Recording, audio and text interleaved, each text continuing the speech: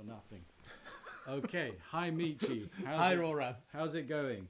Yeah, everything is fine. Yeah, especially in Bristol. Bristol's good, Yeah. right? Yes, yeah. Maybe not the best in February, Oh, okay. but a bit grey, Yeah, a yeah. bit wet. Maybe too much. Okay, okay.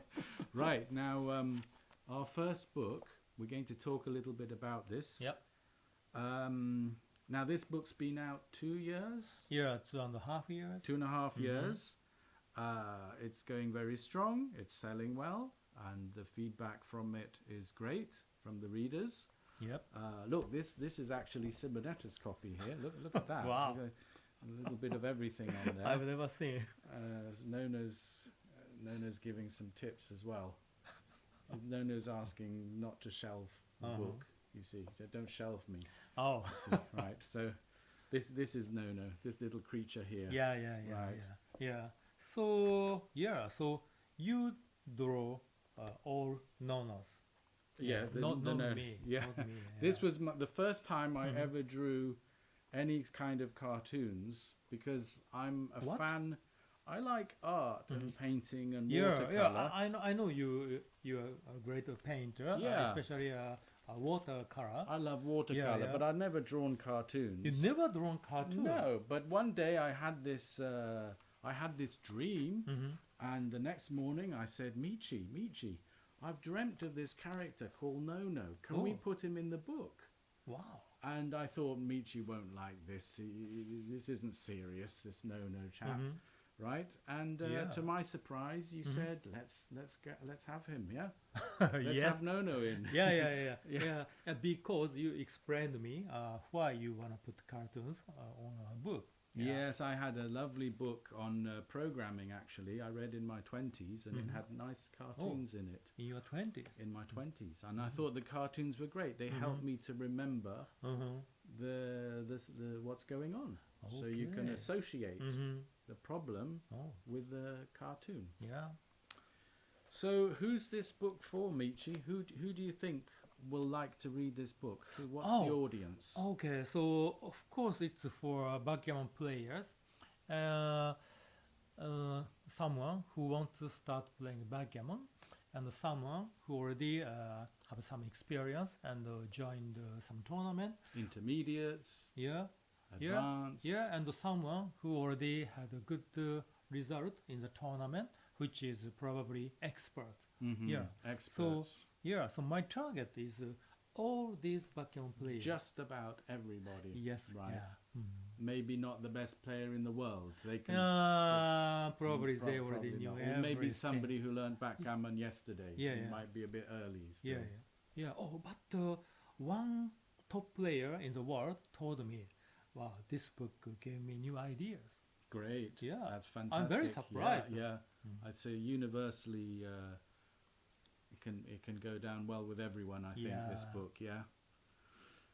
Great. So why don't we talk a little bit about the proverbs that we've got inside, these little Yes. proverbs, and Right, what yeah. do we do with these proverbs that we learn as we go?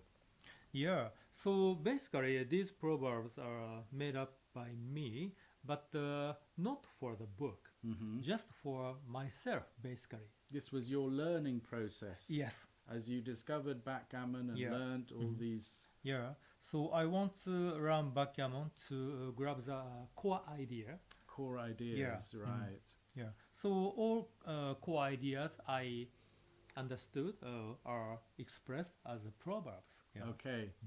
And then you thought, well, that's going to suit the book very nicely. Yes. Yeah. Right.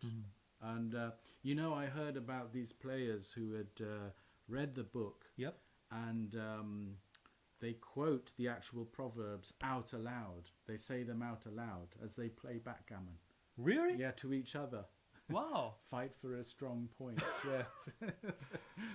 Maybe it's a great way to learn backgammon. I think it's fun, and it's a nice way to remember things. Yeah. Ooh. It's very good. Wow. Then, shall we talk about we give examples. Yep. And then there's a little section as you go through the book with questions. Oh, yeah. Right. Right. Yeah. So all these questions. Right. And working at the questions, it came to mind that instead of just reading, Yep. let's turn to a question. Here we go.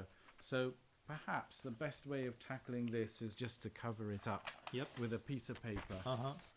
and actually start thinking about this question for yourself, right? Oh, yeah. So I spend like 5 it. minutes, Yeah. not just, Yeah.